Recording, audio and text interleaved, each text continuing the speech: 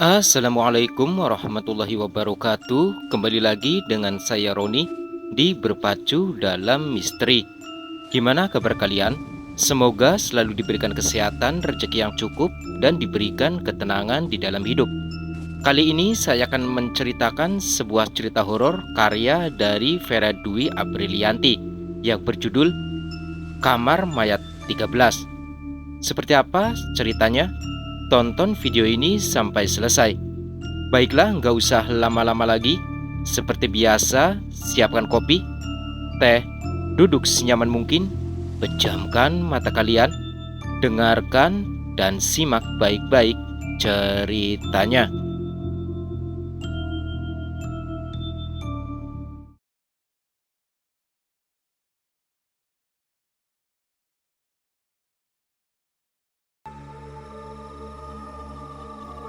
Menjadi penjaga kamar mayat bukanlah perkara yang mudah.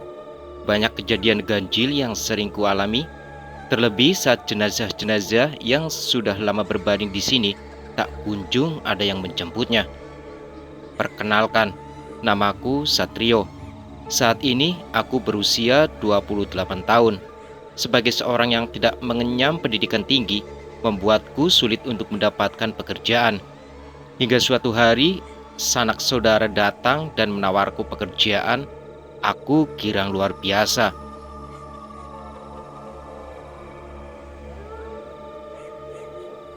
Pekerjaan ini tidak membutuhkan ijazah tinggi.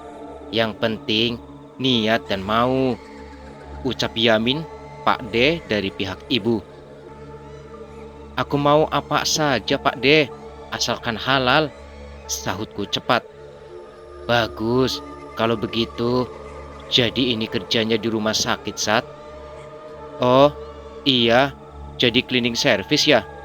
Tanyaku lagi. Bukan. Loh, lalu kerja apa Pak De? Penjaga kamar mayat. Apa? Penjaga kamar mayat? Bukannya aku tak mau, tapi aku ini penakut. Terlebih aku ini sering melihat hal-hal yang di luar logika. Kalau ditolak, bagaimana dengan anak dan istriku? Sudah berbulan-bulan sejak aku tidak bekerja, mereka hidup dalam kesusahan. Sepertinya aku harus mencoba pekerjaan ini. Yang penting halal, batinku. Gimana, Sat? Suara Pak D membuyarkan lamunanku. Baik, aku mau Pak D. Setelah berpamit pada istri dan anak, aku segera berangkat menuju kota besar. Di sana aku tinggal di rumah Pak D untuk sementara waktu. Sebenarnya aku tidak menyangka jika Pak D akan menawariku pekerjaan ini. Namun aku bagaimana lagi? Mau bagaimana lagi? Mau tidak mau, siap tidak siap, aku harus menerima ini semua. Toh, bekerja menjadi penjaga kamar mayat juga pekerjaan yang halal. Keesokannya, Pak D mengantarku ke sebuah rumah sakit megah. Setelah memasuki pintu gerbang, dari kejauhan, nampak sebuah tulisan terpampang. Rumah Sakit Daerah Cimbaru. Saat ini adalah tempat di mana kamu akan bekerja. Pak D mengetahui ini dari teman. Kamu kerja yang rajin ya. Jangan bikin malu Pak D. Jaga nama baik keluarga. Di sini, kamu disediakan ruangan untuk istirahat. Tapi kalau kamu mau di rumah Pak D, juga silahkan. Terserah kamu saja. Terima kasih Pak D atas bantuannya. Kalau begitu, saya masuk dulu. Sama-sama, Sat. Selamat bekerja ya. Tadi Pak D juga sudah menitipkan kamu pada teman Pak D yang bernama Pak Rio itu. Baik Pak D. Setelah berpamit, Pak D segera berlalu meninggalkanku. Aku pun segera berjalan menuju ruangan yang sudah Pak D beritahu sebelumnya. Rumah sakit ini tidak seperti yang kulihat pada umumnya. Nampak lebih sepi, bangunannya yang megah dan kuno menambah kesan mistis tempat ini. Di samping tempatku berjalan, nampak sebuah taman yang luas. Beberapa pepohonan berjejer dengan sangat rapi. Di tengah taman tersebut, kita bisa melihat air mancur yang di pinggirannya banyak bunga bermekaran. Assalamualaikum. Aku mengucap salam ketika tiba di sebuah ruangan. Waalaikumsalam. Ayo sini masuk. Sudah saya tunggu loh dari tadi. Iya Pak, mohon maaf agak telat tadi macet. Iya, gak apa-apa. Tadi Pak Demu juga sudah telepon. Oh iya, kamu sudah bisa bekerja mulai nanti ya. Ini bajunya. Kamu langsung saja pergi ke ruangan 13. Nanti di sana ada teman yang nantinya akan bergantian shift sama kamu. Baik, Pak. Setelah menerima seragam, aku pun berpamit pada Pak Rio, lalu menuju ruangan 13. Langkah kakiku mulai terasa berat. Aku antara yakin dan tidak dengan pekerjaan ini, namun semua itu berhasil kutepis dengan membayangkan istri dan anakku yang berada di kampung. Permisi, Mas, saya Satrio yang akan bekerja di sini juga. Aku menyapa lelaki paruh baya yang nampak santai membaca koran. Oh iya, kenalkan, aku Rama. Ayo sini duduk, ucapnya. Aku pun duduk di sebuah ruangan yang cukup luas. Mataku mulai memperhatikan apa saja yang berada di sekitar. Beberapa ranjang kosong berjejer rapi, sedangkan di sebelahnya sudah berpenghuni. Aku bergidik ngeri. Dari mana, Mas? Pak Rama menanyaiku. Dari kampung saya, Pak. Tepatnya Curah Demi. Oh, Curah Demi. Lumayan jauh juga berarti. Iya, Pak. Kalau Bapak dari mana aslinya? Saya dekat sini saja, Mas. Sudah lama, Pak, bekerja di sini. Lumayan, sekitar 8 tahun. Wah, lama juga ya. Iya, Mas. Ya, begini ini sudah kerjaannya duduk menunggui mayat. Iya, Pak. Gak perlu takut, Mas. Kita ini kan di sini kerja niatnya baik. Insya Allah semuanya akan baik-baik saja.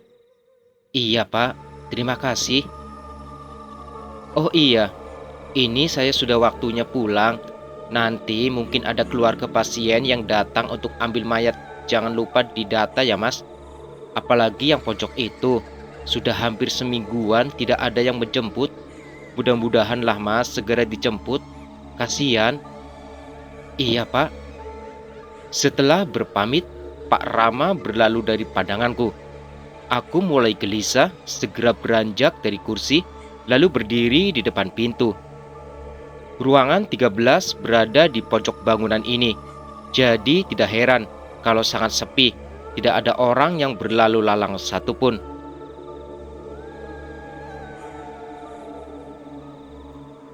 Terdengar seperti bunyi pintu yang terbuka. Ku coba melihat ke dalam, tidak ada aktivitas apapun. Aneh. Angin semilir mulai terasa dingin.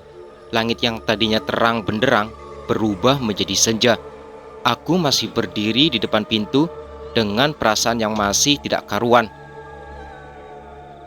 Tidak apa-apa, Sat.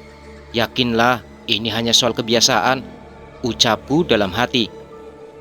Suara pintu kembali terdengar. Lagi-lagi, aku coba untuk melihat ke dalam, tidak ada aktivitas apapun.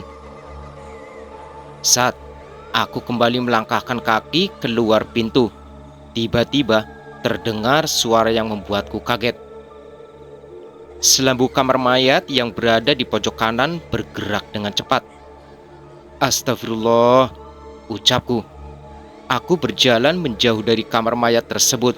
Tiba-tiba, dari kejauhan nampak seorang suster berjalan mendekat. Pak, mayat yang sudah seminggu lalu apa sudah diambil pihak keluarga? Seminggu? Yang mana ya? Oh, sepertinya itu mayat yang Mas Rama ceritakan tadi. Belum, Mbak. Belum diambil, sahutku cepat. Oh, ya udah, kalau begitu saya pamit dulu ya. Setelah pertanyaan singkat itu, Suster tersebut berlalu dari pandangan. Padahal jika boleh memilih, aku lebih senang jika ada teman di sini. Perasaan takut kembali muncul seketika. Hatiku sangat berkecamuk. Rasanya aku ingin pulang saja kalau seperti ini suasananya. Namun kembali lagi, ku ingat Pak D dan anak istri di kampung. Untuk menepis rasa takut, aku memutuskan membaca beberapa koran yang tadi ditinggalkan Rama. Terdengar suara langkah seseorang, sepertinya dia berjalan dengan menyeret kedua kakinya. Siapa? Suaraku memecah keheningan. Lagi-lagi tidak ada pergerakan apapun. Kali ini tengkukku mulai terasa panas. Hawa yin dan yang mulai bermunculan. Kulihat jam dinding menunjukkan pukul 8:30 malam. Sudah mulai malam, perasaanku kenapa semakin tak karuan ya. Aku tak bisa membayangkan Rama yang sudah bertahun-tahun lamanya di sini. Namun sepertinya dia enjoy saja, gumamku dalam hati. Siapa? Tolong jangan ganggu saya. Suaraku semakin nyaring. Tiba-tiba, ruangan gelap seketika. Sedari kecil, aku memang sedikit trauma dengan kegelapan. Seringkali aku harus bertahan dengan nafas yang terengah-engah saat listrik padam pada malam hari. Saat aku berusaha mencari korek dan lilin, tiba-tiba sesuatu mencengkram kuat pundak kananku. Badanku kaku seketika, terlebih saat aroma wangi menyeruak di sekitar. Ku coba untuk berteriak, tapi lidahku terasa keluh. Tidak bisa digerakkan. Cengkraman itu semakin kuat sehingga membuatku harus menahan sakit yang luar biasa. Lampu hidup seketika. Aku segera menoleh ke belakang, tidak ada siapapun. Situasi yang mencekam membuatku segera bergegas keluar. Keringat dingin masih bercucuran dari keningku. Kuteguk sebotol air yang baru saja kuambil dari tas, sedikit membuat tenang namun tak menghilangkan rasa takutku.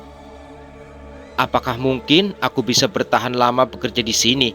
Ini saja belum sehari, aku sudah dibuat jantungan. Suara langkah kaki membangunkanku. Kuarahkan pandangan ke depan pintu, nampak seseorang berjalan mendekat. Sudah subuh, Sat. Pak Rama. Iya nih, belum subuhan, ucapku. Ya udah, buruan sana sholat dulu. Setelah itu, kamu boleh pulang. Nanti kembali lagi sore. Sore, Pak. Aku sedikit tertegun. Iya, seminggu ke depan kamu shift malam. Biasanya gantian sih. Mungkin karena baru, jadi masa uji coba dulu. Setelah mengobrol, aku segera meninggalkan ruangan yang hampir membuatku mati ketakutan ini. Setelah melewati lorong utama, kemudian berbelok ke arah kanan, tibalah aku di sebuah musola yang ukurannya tidak terlalu besar. Kubasuh wajah, tangan, serta kaki untuk menyempurna wuduku. Kemudian aku segera masuk ke dalam untuk melaksanakan ibadah sholat subuh. Begitu banyak harapan dan doa yang kupanjatkan, termasuk mengenai pekerjaan baruku ini. Jujur, rasanya aku sudah tidak sanggup lagi. Sabar, Sat. Ini hanya soal kebiasaan. Nanti kamu pasti akan terbiasa, seperti Pak Rama, bisik hati kecilku. Setelah sholat, aku memilih untuk pulang di kediaman rumah Pak D. Hei, Sat, gimana pekerjaanmu? Tanya Pak D ketika membuka pintu. Alhamdulillah, lancar Pak D. Sebenarnya ingin kutumpahkan semua isi hatiku bahwa aku sudah tidak betah dengan ini berhenti. Namun pikiran kembali melayang pada anak dan istri yang sedang menunggu di kampung. Lagi pula, aku juga telah mencari-cari pekerjaan sejak lama. Nyatanya tak ada satupun yang menginginkan tenagaku. Ya sudah, Mending kamu istirahat dulu, Sat, ujar Pak D. Terima kasih, Pak D. Maaf, ini saya numpang dulu. Kalau sudah dapat kontrakannya, belum sempat aku menyelesaikan perkataanku, Pak D meresponnya. Sudah, jangan mikir itu dulu. Gampang kalau masalah itu. Baik, terima kasih Pak D. Aku pun berjalan menuju kamar tamu yang letaknya ada di belakang, dekat dapur utama. Di sini, Pak D memang menyediakan kamar khusus tamu, namun meski demikian, tentu aku tak enak hati jika harus terus menumpang di sini.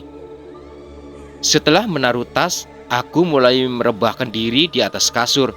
Badanku terasa sangat capek sekali, mungkin karena efek teror semalam. Pikiranku mulai dipenuhi dengan hal yang tidak-tidak. Aku tak ingin membayangkan bagaimana nanti sore aku harus berjaga diri lagi seorang diri. Entahlah, aku sangat lelah batinku. Kumulai memejamkan mata dan berusaha untuk menghilangkan hal-hal negatif yang hinggap di kepalaku. Suara pintu terdengar sangat jelas. Dari jauh, samar-samar kulihat pintu terbuka perlahan sedikit demi sedikit.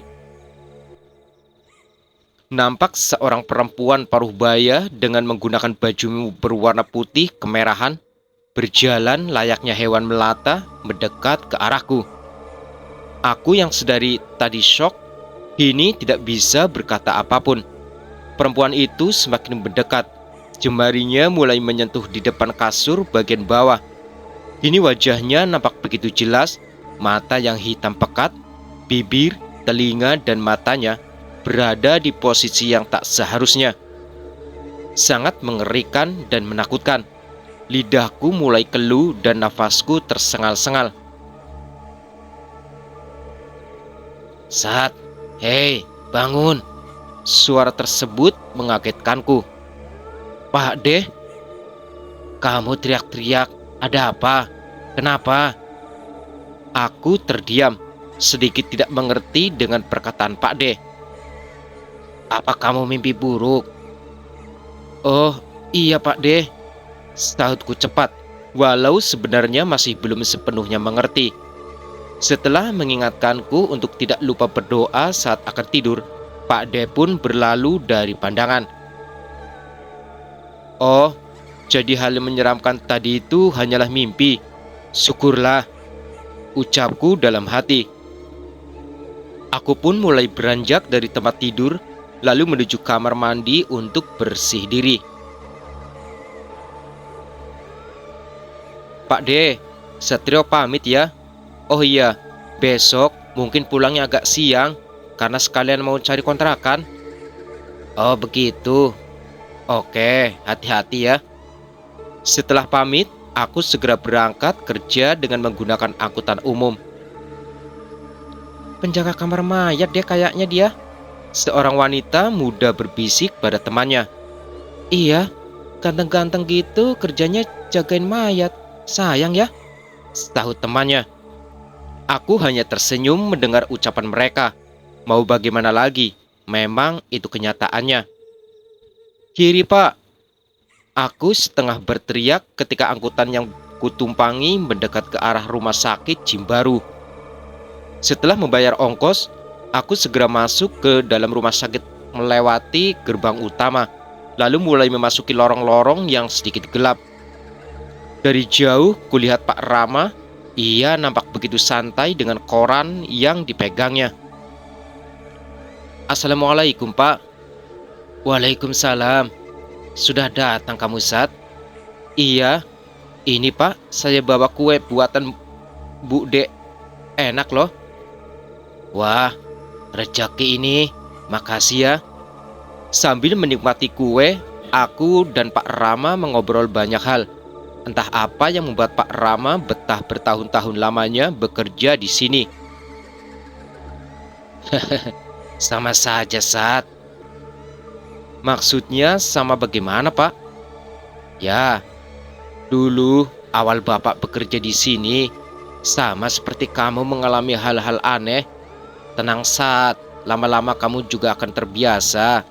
Yang penting, niat kamu bekerja di sini itu baik.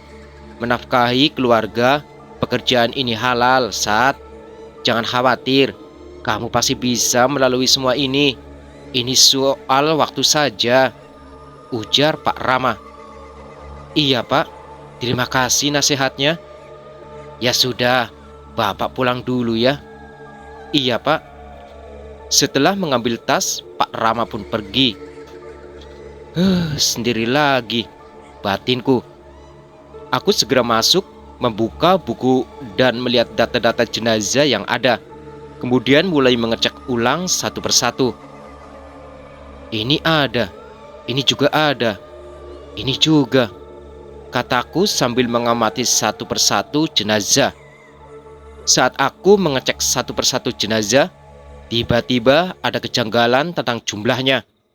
Aneh, datanya ada 12, tapi kenapa jenazahnya ada 13 ya? Aku mulai bertanya-tanya. Kedua-belas jenazah tersebut memang sudah cocok dengan data yang kubaca. Namun satu jenazah yang berada di paling pojok belakang tidak tercantum dalam buku data ini. Apa mungkin Pak Rama lupa mendatanya ya? Aku semakin bingung. Untuk memastikan, aku pun berjalan mendekati dengan perasaan yang sedikit ragu. Dari jauh, jenazah tersebut terlihat nampak besar. Badannya tertutup sewek kuno bermotif garis-garis dengan perpaduan warna coklat dan kuning. Bismillah, aku harus berani, batinku. Semakin dekat, entah kenapa langkah kakiku terasa semakin berat. Hawa dingin semakin menusuk ke tulang. Begitu juga dengan bau anyir yang tiba-tiba menyeruak di sekitar jenazah tersebut. Bismillah, aku harus berani, ucapku lagi. Aku pun mulai memegang ujung kain sewek di bagian atas dan perlahan mulai menyingkapnya. Permisi, Mas.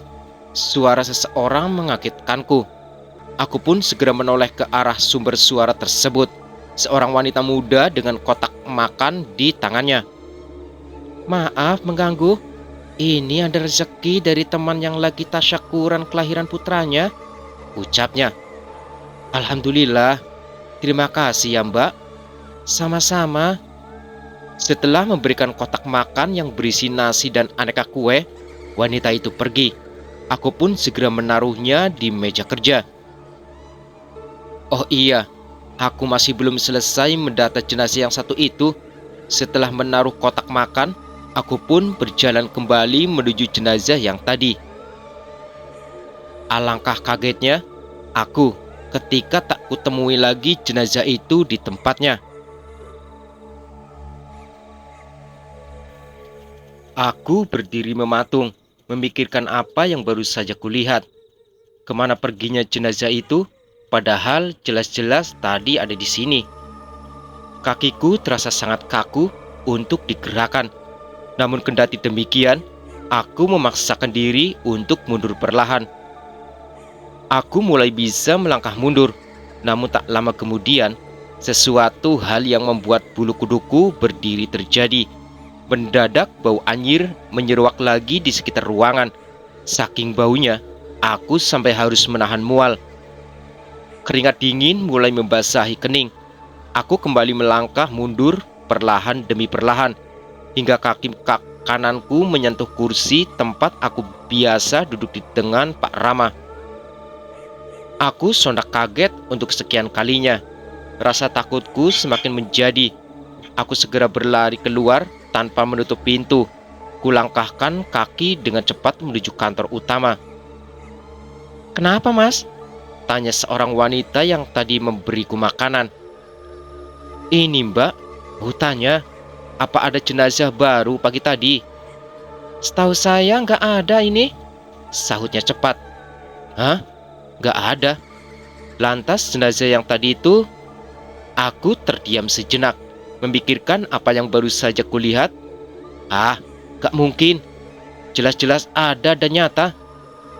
Kenapa, Mas? Soalnya tadi datanya nggak sesuai, Mbak. Datanya ada 12, nah jenazahnya ada 13, ucapku. Masa, Mas? Kalau ada jenazah baru, gak mungkin gak didatakan sama Pak Rama. Nah, yaitu Mbak. Untuk menenangkan diri, aku memilih berdiam lebih dulu di sini. Lumayanlah di sini terang dan ada 1-2 orang meski malam sudah larut. Setelah berbincang cukup lama, aku memberanikan diri untuk kembali ke ruang kerja. Pantas saja sepi, sudah pukul 12:30 malam, waktu setempat rupanya. Perlahan aku masuk ke dalam ruangan tersebut dengan menoleh kanan kiri dulu tentunya. Aman. Tiba-tiba pintu terbuka semakin lebar. Aku arahkan pandanganku ke pintu, hanya gelap, sunyi, dan sepi yang nampak. Pintu yang kulihat benar-benar terbuka dan tertutup sendiri, padahal secara logika tidak mungkin angin bisa membuat pintu terbuka dan tertutup mengingat pintu yang ada di ruangan ini lumayan berat. Kali ini, aku tidak memungkiri bahwa perasaanku mulai kalut lagi. Aneh, kenapa pintunya bisa terbuka tertutup seperti itu? Kali ini pintu tersebut tertutup perlahan. Dari balik pintu aku bisa mendengar ada suara roda bed pasien yang sedang berjalan entah menuju kemana. Karena posisi pintu tertutup, aku tidak bisa melihatnya. Suara itu mau kemana ya? Tidak mungkin ke ruangan CS kan malam-malam begini. Biasanya mau siang ataupun malam, jika ada suara bed pasien, itu pasti tujuannya ke sini. Aku menunggu dalam waktu lama. Barangkali ada suster yang datang mengantar jenazah. Namun nihil, tidak ada siapapun yang datang. Untuk menepis rasa takut, aku kembali mengambil buku data jenazah. Kulihat satu persatu data ke-12 jenazah yang saat ini tengah bersamaku. Ada yang meninggal karena kecelakaan, dibunuh preman, dan bunuh diri. Aku bergidik ngeri. Entah mitos atau bagaimana, yang jelas katanya, jika meninggalnya karena bunuh diri, arwahnya enggak akan tenang. Pintu kembali terbuka lebar, perlahan dan sangat beraturan. Kali ini aku hanya bisa pasrah. Dari belakang pintu, tiba-tiba terdengar suara tangis perempuan. Suara itu terdengar sangat nyaring. Dengan sisa keberanian yang ada, aku beranjak dari kursi, berjalan ke arah pintu dan membukanya. Sebenarnya aku takut, namun aku khawatir itu adalah suara tangis sanak keluarga yang tengah mencari keluarganya. Tak jauh dari aku berdiri, nampak seorang perempuan sedang duduk di teras. Ia menangis sesenggukan. Mbak kenapa? Aku mulai mengajaknya bicara. Dia tak merespon perkataanku, kemudian melanjutkan tangisannya. Aku yang bingung harus berbuat apa, hanya bisa diam. Sesekali kulihat perempuan itu dengan seksama. Nampak ada yang aneh. Tapi apa ya? Aku mulai berpikir dan melihatnya sekali lagi. Ya ampun, matanya terlihat berbeda. Bola matanya lebar dan semuanya berwarna putih. Saat aku mulai menyadari apa kejanggalan dari perempuan yang saat ini berada tepat di depanku, tiba-tiba dia memanggilku. Mas. Jantungku tiba-tiba berdegup kencang.